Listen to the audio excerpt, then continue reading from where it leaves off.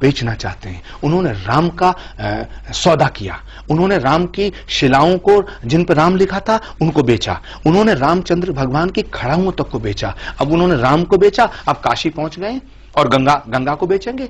इतने दिन से 3 महीने होने को जा रहे हैं इस सरकार को। मैं बड़ी साफ दिल से कहना चाहता हूं कि काम एक रत्ती का नहीं हुआ है, लफ्फाजी हो रही है कोरी।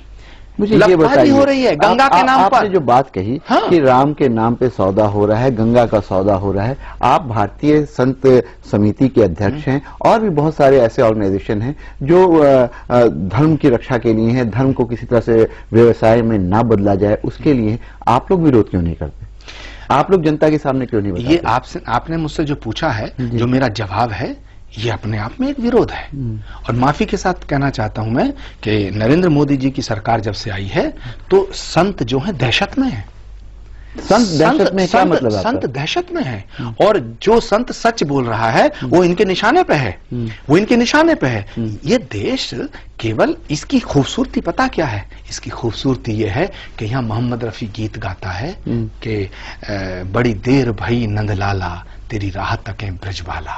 ये देश वो है जो अल्लामा इकबाल कहता है कि सारे जहां से अच्छा हिंदुस्तान हमारा। ये वो देश है जिसकी तहजीब को गंगा जमनी तहजीब कहा गया है। ये वो देश है जब देश के टुकड़े हुए धर्म के नाम पर तो मुसलमानों ने ये कहा कि हम पाकिस्तान नहीं जाएंगे। ये वो देश है जिस देश की आजादी के लिए अगर भगत सिंह का खून बहा है तो अशफाक को फांसी दी गई है। उसकी कुर्बानी और उसकी शहादत इसमें, इस मिट्टी में शामिल है।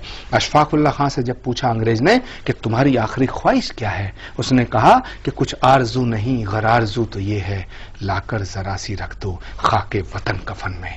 मैं पूछना चाहता हूं कि क्या वो अशफाक उल्लाह खां की कुर्बानी को क्या जवाब देगा आरएसएस?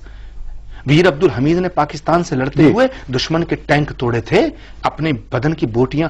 ये देश सबका है। चंद्रशेखर आजाद ने अगर इस देश के लिए कुर्बानी दी है तो ये देश क्या केवल ब्राह्मणों का है? भगत सिंह ने अगर इस देश के लिए कुर्बानी दी है तो इसलिए दी गई थी कि ये देश केवल सरदारों का है? अशफाक उल्लाह खान ने अगर कुर्बानी दी तो क्या ये देश केवल मुसलमानों का है? ये देश जितना हिंदुओं का है उतना ही मुसलमानों का है। आपने बड़ी अच्छी बात कही कि ये देश जितना हिंदुओं का होता है उतना मुसलमानों का है, लेकिन रह रह करके कुछ ऐसी चीजें होती हैं जिससे मुस्लिम समाज की अगर बात करें, आपने नाम लिया है तो मैं आपसे सवाल कर रहा हूं कि उनको ये लगता है कि शायद उनके साथ यहां पे न्याय नहीं हो रहा है।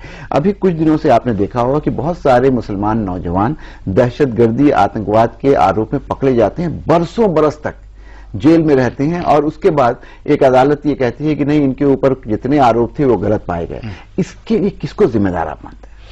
देखिए, ये एक इंटरनेशनल साजिश है। अमेरिका किसी कीमत पे नहीं चाहेगा कि भारत और पाकिस्तान के रिश्ते मजबूत हों, पहली बात। दूसरी बात है, हमारे कुछ लोग भोले हैं, उनकी शराफत का नाजायज फायदा उठाया जाता है। मिसाल के तौर पे इतिहास गवाह है, गांधी की हत्या किसी मुसलमान ने नहीं की। इंदिरा गांधी की छाती को छलनी किसी मुसलमान ने नहीं किया। राजीव गांधी के टुकड़े किसी मुसलमान ने नहीं किए। बेअंत सिंह की हत्या किसी मुसलमान ने नहीं की।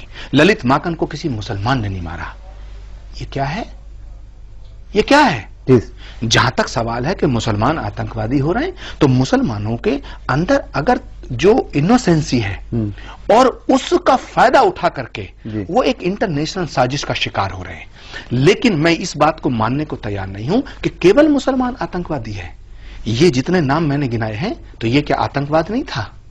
तो क्या ये कह दिया जाए कि सारे सरदार आतंकवादी हो गए? क्या ये कह दिया जाए कि सारे नाथुराम गॉडसे ने अगर गांधी की हत्या की तो सारे उस कम्युनिटी को पूरा जिम्मेदार ठहराया जाए? आतंकवाद और अपराध कोई कम्युनिटी नहीं करती है, ये व्यक्ति इंडिविजुअल करता है। ये व्यक्ति करता है। लेकिन जो व्यक्ति करता है वो अगर मुसलमान है तो उसको सजा दी जाए, उसे आतंकवादी माना जाए। लेकिन अगर एक आदमी ने कोई गलत काम कर दिया है, गुनाह कर दिया है, तो सारे मुसलमानों को हम आतंकवादी मान लें? मैं ये दावे के साथ कहता हूं, जिम्मेदारी से कहता हूं कि इस्लाम आतंकवाद का नाम होता तो सारी दुनिया में इस्लाम नहीं फैलता, यजीदियत फैलती। इस्लाम मोहब्बत का, इबादत का, कुर्बत का, खिदमत का और इबादत का नाम है। ऐसे ही हिंदू धर्म दया का, शील का, क्षमा का, करुणा का, त्याग का नाम है, तपस्या का नाम है। आपने इतनी बढ़िया बात कही है, लेकिन ये बताइए